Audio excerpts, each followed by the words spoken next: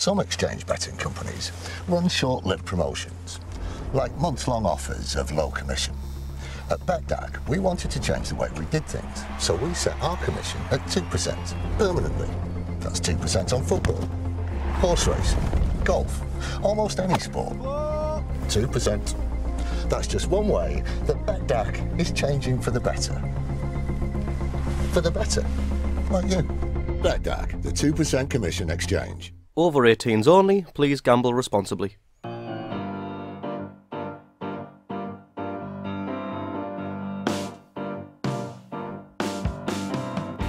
Hello and welcome back to the ROKER RAPPORT XTRA podcast. You're joining me directly after we've actually just got to Wembley, and it may only be the checker trade as some people are saying, but I'm as excited as I can remember, to be honest. Really professional performance, the fourth win on the bounce. But we're back on league form, League One this Saturday. We travel to Wycombe, a team who probably give us the toughest game at the Stadium of Light this season, I must be honest. And to discuss everything Wycombe Wanderers, we've got Nick Tunney, sports reporter for the Bucks Free Press, and to give us a lowdown on their most recent form and all their players is himself. How are you doing, Nick? Are you well? Yeah, I'm very well, thank you. How are you? Yes, I'm in a good mood. We've reached Wembley, and like I say, many people may say it's a checker trade, but anyone who went to Covent Garden in 2014 or has seen the videos will understand why I'm excited. How are things at Wycombe this season, though? Overall, I think they're punching above their weight still. It's been very up and down since the turn of the year, but overall, I think if you ask the gaffer, I think he'd still be happy with the position they're in. Yeah. And when you're looking at sort of the team that came against us at the start of the season, I was just saying there in the introduction, start of the season, it was November time. I think in memory, you'll probably decide to give us the toughest game at the stadium and almost took the whole 3 points. But you've just obviously been promoted, as you say, punching above your weight a little bit. So what is it that has been so impressive about Wycombe's performance this season that makes you be punching above your weight? I think just the way they've adapted to the division, really. Coming up from League Two, it was a great achievement to get automatic promotion last season. The club wanted to, challenge for promotion and be in and around the playoffs at least, but to get automatics was great. To be honest, it's the way they're playing against teams who've got much bigger budgets than they have. I mean, they really do have one of the smallest budgets in the division. And the way Ainsworth is adapting tactically to different teams. I mean, the bigger sides in the league, your likes of Luton, Barnsley, yourselves, Peterborough. I mean, at home so far against the bigger sides, they seem to be unbeaten. They drew with Luton, beat Barnsley, beat Peterborough. Still got obviously yourselves and the likes of Portsmouth to play, but it's just the different styles of play they could do. They're not just direct and put it up to Adebayo Akinfenwa. They can play different ways, pace on the break. So kind of the different styles of playing, I think. And a lot of teams, I think, have looked at Wycombe's performance at the Stadium of Light and pretty much based their game on how Wycombe got on against us, and very, very, very different to how any team at that point had approached us. The big thing about that game in November is, as you say, the big name and the big person is Akinfenwa, but he didn't even play. Yeah. Do you think Wycombe play better football with or without him? It's a very tough one. I think, I mentioned those games against Barnsley and Peterborough at home that they won 1-0, and the big man was injured. They play a lot of pacier style, but there's one player who's missing from those games as well. That's Fred Onyedinma, who actually scored at the Stadium of Light. He's been a big loss. Couldn't get him back on loan in January from Millwall. He's one player they're definitely missing at the moment, but. With Bayo, there's games where he has turned it around. Doncaster at home, 2-0 down with 15 minutes to go, that bring the big man on, and he just bullied their defence into submission. Only won 3-2, an incredible game, 95th minute winner against a good, very, very good side. And there's games that Akinfenwa's definitely suited to, and there's games maybe that he isn't so much. Whether he'll be playing on Saturday night, I don't know. But either way, he's still such a weapon to have. And if he doesn't start, him coming off the bench, he's always a tough prospect to come up against. Looking at the formation you played against Peterborough, I noticed it seemed to be like a flat back four, but then you have three midfielders across the middle. You've got Dominic Gape, or as a Gape, or as a Gape, I would imagine. Gape. Gape. I thought so. I wanted to make sure it wasn't any kind of like nice, accent on the end. Thompson and Freeman, but then you've got Bloomfield in front of them and sort of like literally the number 10. Is that a formation that Wycombe would usually play? Because it felt a little bit different at the Stadium of Light. Yeah, I mean, they can, generally his tried and trusted formation would be a 4-3-3. I think Peterborough, actually, Freeman was kind of on the left hand of that strike force with Alex Samuel on the right and Akinfenwa through the middle. Although Ainsworth, he can play the diamond 4-4-2. So he does mix up a bit. Very occasionally, he'd even play wing backs, but that's quite, it's quite sporadic. So normally, I'd expect a diamond in midfield or the 4-3-3. That's generally his tried and trusted formations. And obviously, I think everyone's got specific players that you would look out for. The big one for me was obviously Akinfenwa was the obvious name, but I noticed you've got McCarthy as well from Southampton. Who's here at Southampton. Is it just a case of he's a name that I've noticed, or it seems like he's one of your key centre halves alongside, I think Jacobson's chipped in with quite a few goals as well from left back, hasn't he? Yeah, well, McCarthy, he's played centre half a few times, but he's mainly a right back. He's marauding up that right flank. Mm-hmm. He's, for me, one of the best fullbacks in the division. He can certainly cut it at a high level. He's only young still. Very, very good attacking wise. Gets a lot of assists going forward. He's a real threat, but actually defensively very, very solid. Good in the air, good distribution. He's got all the attributes to be a top defender. Now, Ainsworth has been there a heck of a long time, and there's a big case you could have for, and I think many fans feel like, longevity of a manager, because it doesn't really happen anymore, does really help sort of form a football club, because you begin to get an identity. And I felt like, I do feel like Wycombe have one, but like you say, you're completely punched above your weight. I think at the moment, 12th in the league, which is brilliant for any club that's been sort of promoted from their division below, from League Two. But you had quite a poor start of the season, if I remember correctly. It was quite a difficult start, and you sort of really picked it up. What was it that made that change? I'm just trying to look back to the first win. I mean, they beat Bradford away, I think was their first victory. Yeah. And again, that was without the big man playing. I think maybe teams thought they were getting a bit predictable, easy to play against, Akinfenwa, maybe crowd him out, someone screen him in front of the back four.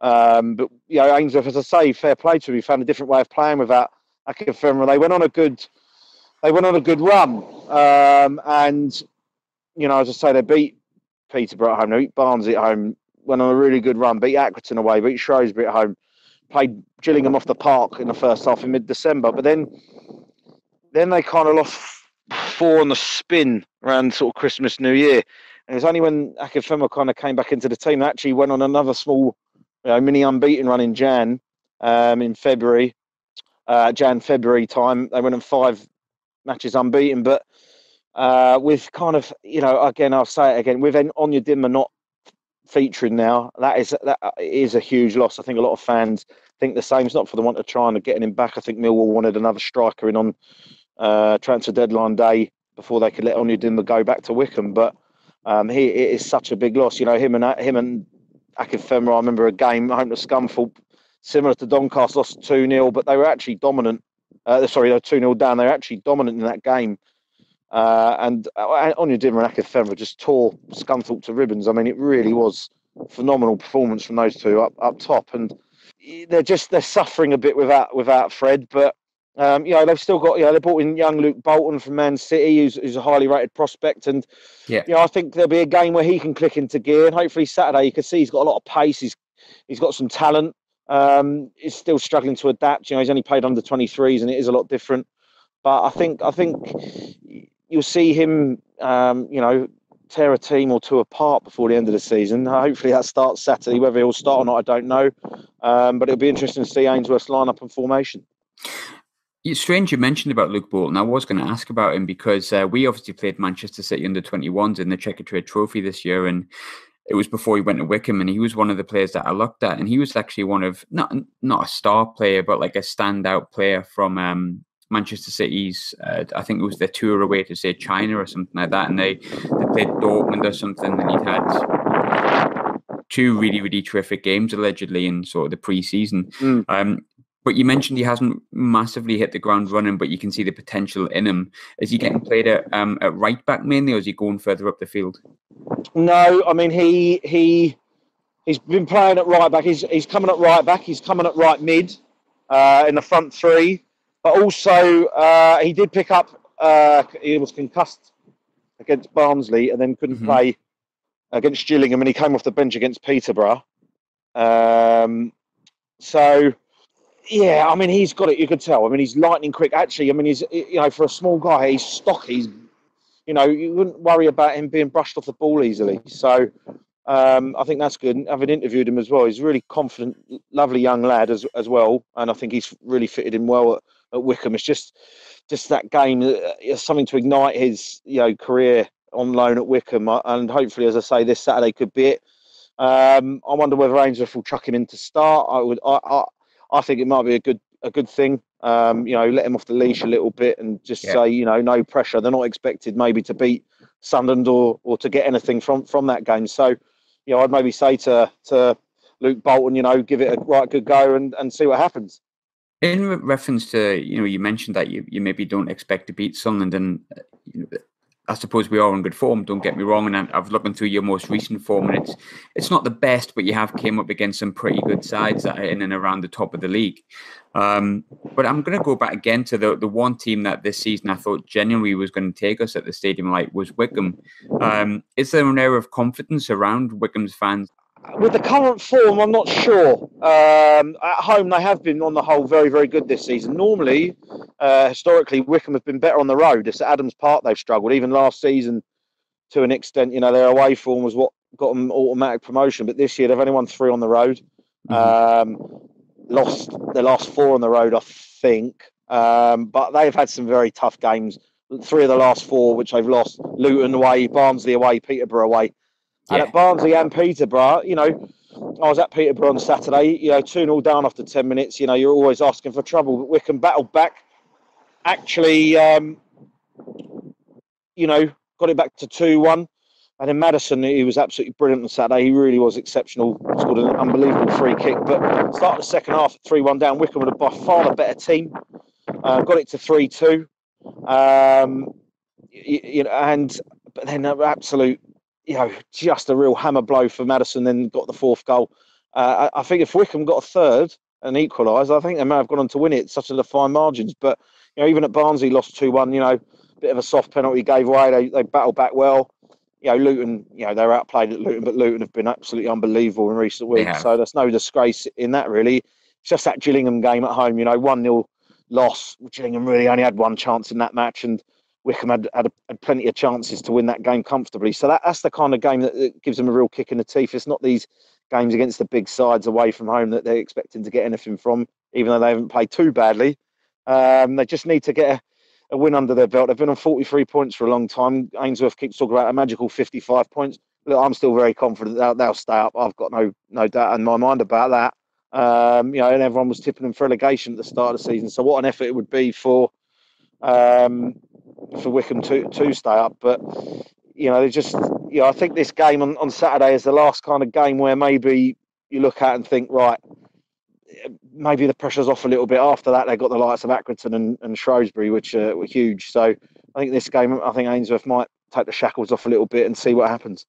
So from a fan base perspective, sitting in 12th, you would think you've got half an eye on the playoffs, but I know obviously that will take a big push. Like I think, you know, you can see that with the points differences. But for Wycombe this season, is it a case of, you know, head above water? If you can finish around sort of 12th to 15th, that's more than an impressive season for you. Or do you feel like you could have pushed on a little bit more and maybe impressed even further? I think 12th to 15th would be brilliant. I mean, Gareth says 20th would be brilliant, but you know, they every time they've got to the fringes of the playoffs twice this season, every time they've done that, they've slipped away again. You know, and I think Gareth, rightly, he says that's because we just haven't got enough maybe to push on. You know, that time November, you know, they were unbeaten when they drew yourselves, beat Peterborough, won 3 of their 4 games. and at the start of December beating Barnsley, I think they got to within 3 points, and I think fans were getting excited, thinking, wow, could we push for the playoffs here? But Ainsworth, as he always is, he's very cautious. I think he looks at the table and says we're punching above our weight here. This is great where we are, but look at the bigger picture. We're in a 16-team relegation battle, as he describes it. He's nobody's fool, Gareth, and recent weeks show that maybe actually he's right. But as I say, the home form is they've done really well at home. I think they went on a club or equal to club record 6 wins on the spin at home, November, December time. So they're no mugs at Adams Park. There's a lot of good teams who've come away pointless this season, and I'm sure Jack Ross is wary of that fact. Most definitely, and I think anyone listening to this may agree. When Wycombe played, it seemed for a little while that after the performance you put in at the Stadium Light, we sort of changed, or the team changed up a little bit. We weren't, I don't know, Wycombe just had the making of us that day. They just seemed to understand what we were doing and how to stop it, and really, really close to getting those 3 points, which would have been the only team that took the 3 points so far at the Stadium Light. And I definitely think, I'm not super confident about Saturday, but how impressive do you think Gareth Ainsworth is? Because he seems to go under the radar a little bit, and he's kept his job for a reason. What a great guy. Fantastic bloke.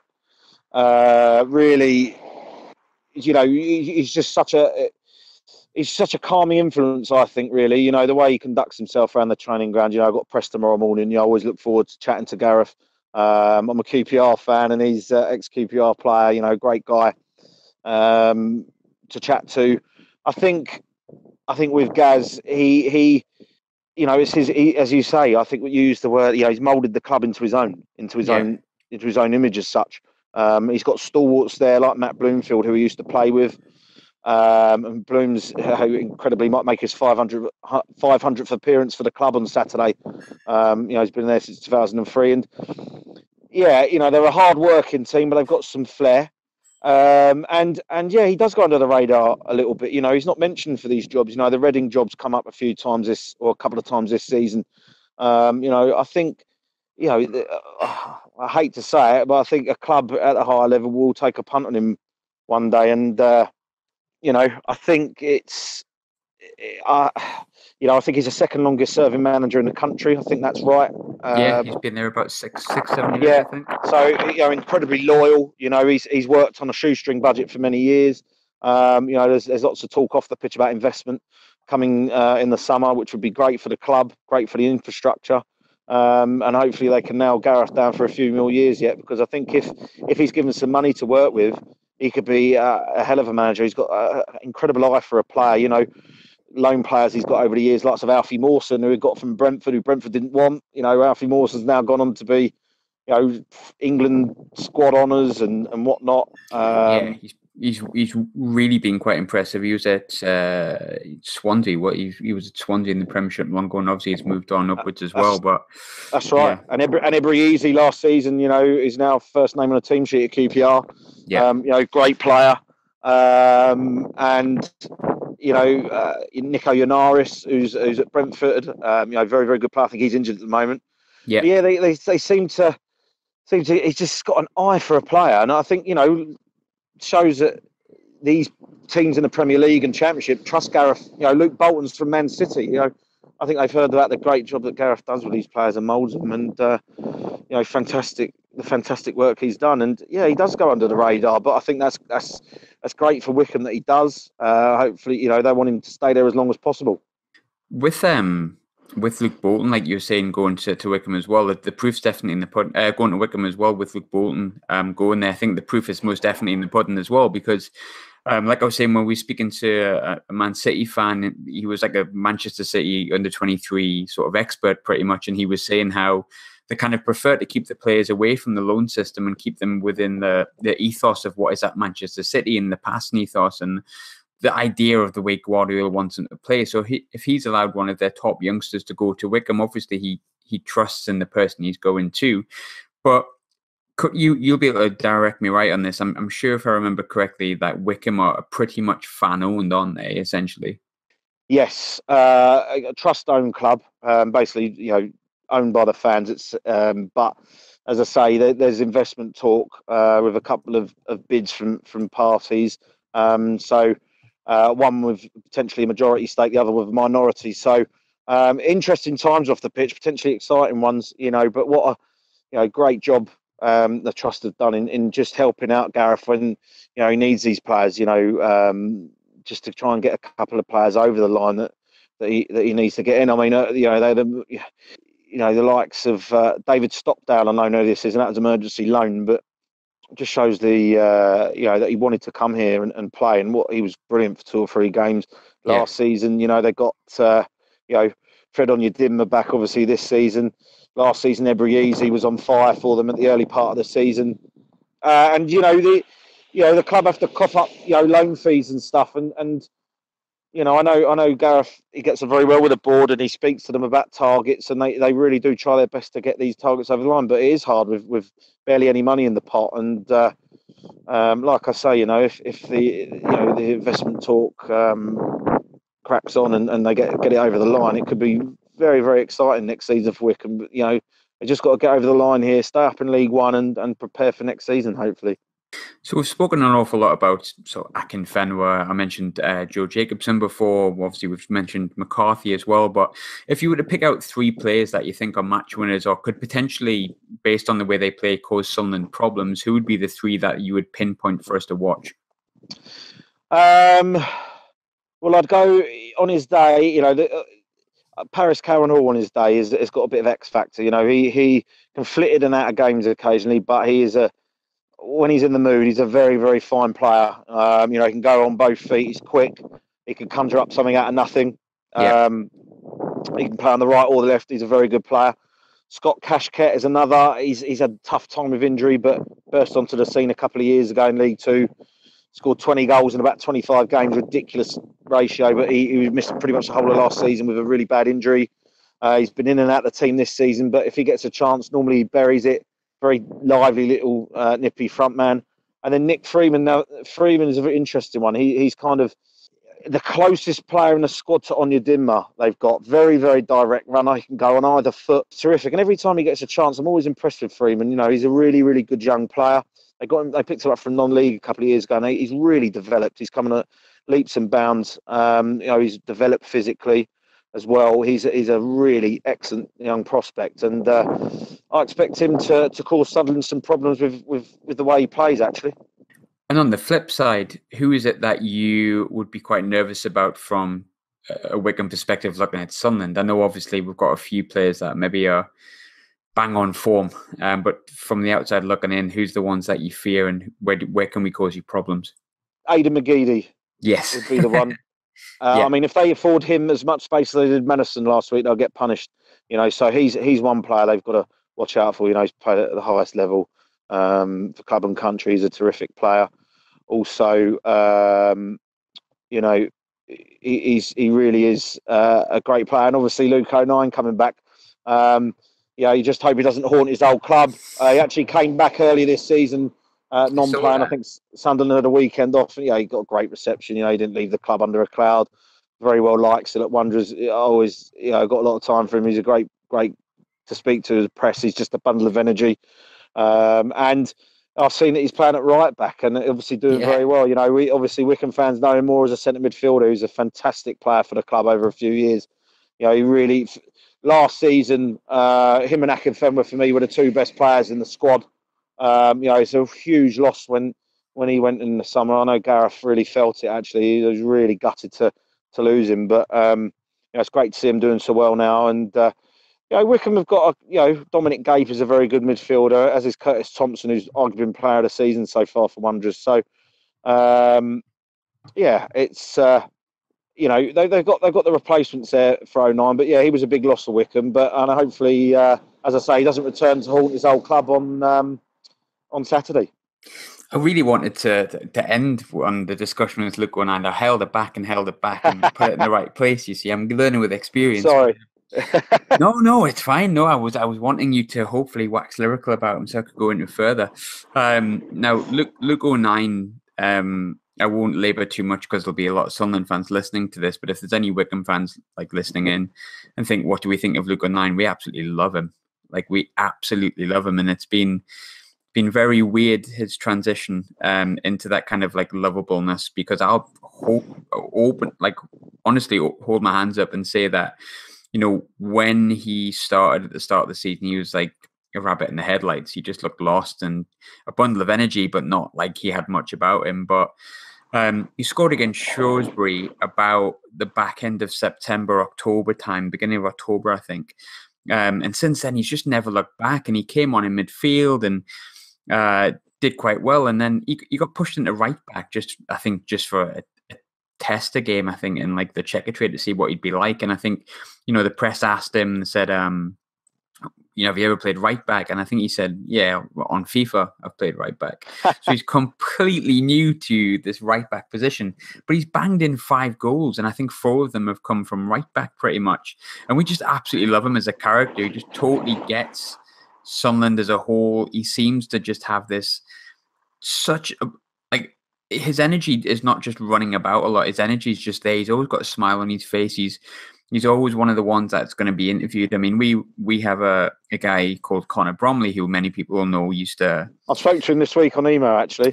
You spoke to Connor. Fantastic. Well, Connor, you will know, recently got a job with Sunderland. But I spoke to him and just asked him how things are going. Is there any players that he's spoken to?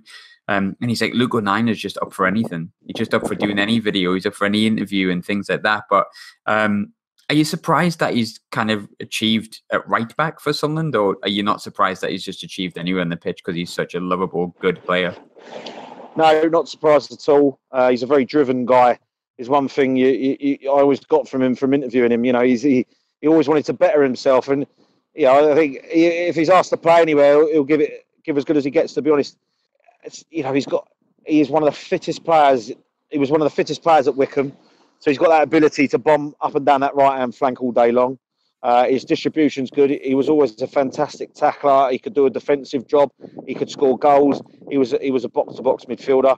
I'm not at all surprised how well he's doing at right back. You know, I've caught glimpses of the way he's been playing there, and great. You know, it's great to see him playing. You know, I know he's finding it hard to break into the centre midfield, and it's great that they've put him somewhere where he could do a job. And wow, you know, 5 goals from right back, that's absolutely brilliant. And you know, I think everyone at Wycombe, you know, is absolutely delighted to see how well he's doing.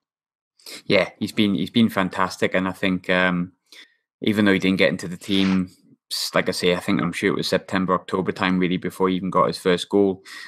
He's definitely up there, you know, outside of McGeady. McLaughlin is probably our player of the year. Everyone loves him. He's such a lovable guy. He's like a total cult hero here now, and we adore him. We absolutely adore him. He's fantastic, and it seems like he's had that personality a long time. He has. He's just a great bloke. You know, I think he's well liked by everyone. You know, a real bundle of energy. You know, pleasure to interview. I remember when they got promoted at Chesterfield. You know, we were interviewing him and he got his dad on FaceTime, and you know, he's just a great guy. And I'm actually hopefully going to chat to him tomorrow on the phone. You know, organised by the great guys at Sunderland, the press office. So I look forward to catching up with him, and yeah, hopefully, as I say, he doesn't haunt Wycombe too much on Saturday. But after that, he can score as many goals as he likes. So, can I push you for a prediction on Saturday? I think Wycombe. I can't see him or see this losing run carry on. I think it'll be a draw. I think it'll be 1-1. 1-0. You know, we've won the last 4, so I always feel like there may be something coming to a halt, but we need to win. There's no room for draws for us anymore. Yeah. We need to make sure on the tails of Barnsley and hopefully get a result of Barnsley as well. And we're on a high from Wembley. So I'm going to go for it. I'll go for another 2-0, our 3rd in the row, and I'm going to go for Luke O'Nien to score both.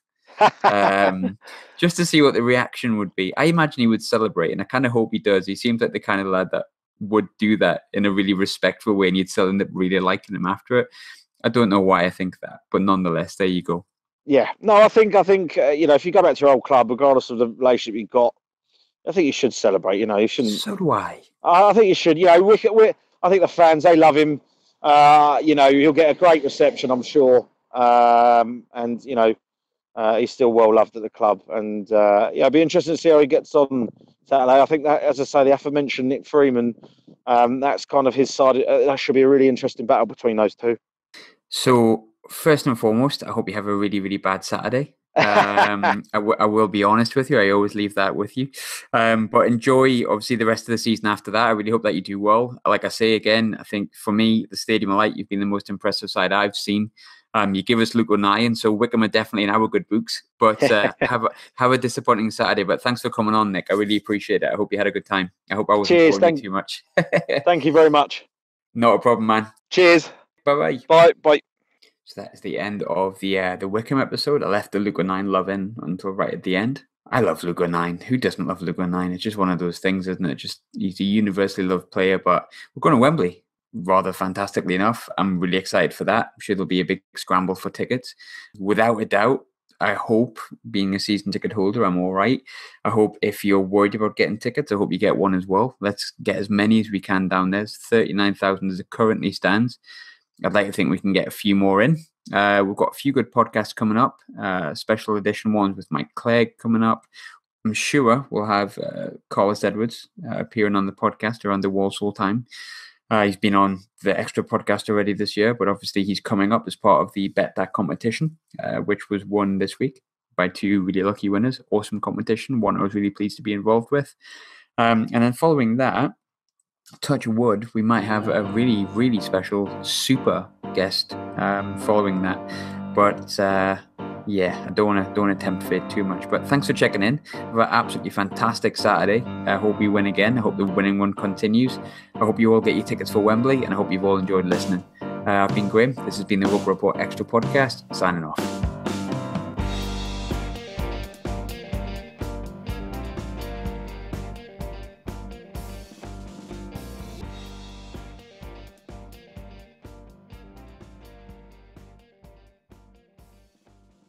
Some exchange betting companies run short-lived promotions, like month-long offers of low commission. At BetDAG, we wanted to change the way we did things, so we set our commission at 2% permanently. That's 2% on football, horse racing, golf, almost any sport. 2%. That's just one way that BetDAG is changing for the better. For the better, like you. BetDAG, the 2% commission exchange. Over 18s only, please gamble responsibly.